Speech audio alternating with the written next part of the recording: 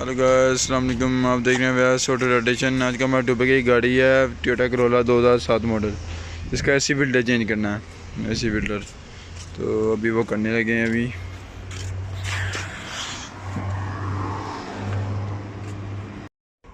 अभी हम इसका खोलेंगे सद्दा। ये लगा होता है इसके पैसेंजर साइड में, और ये हो गया नीचे।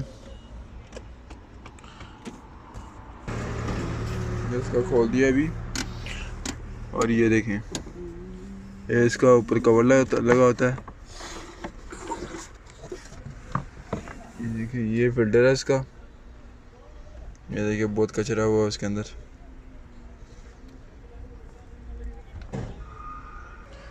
ये इसका न्यू वाला। अभी हम इसको खोलते हैं।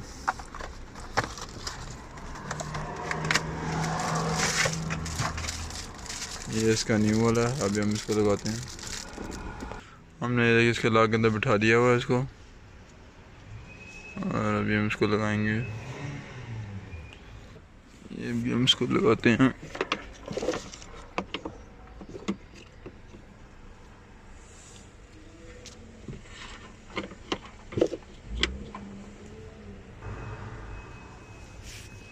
ये लगा दिया अभी इसका, बीच में लोग भी बिठा दिया।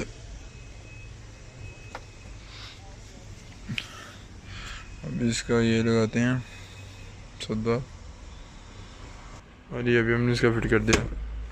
आज का हमारा ये टॉपिक था, एसी फिल्टर रिप्लेसमेंट। ओके, अल्लाह हाफिज़।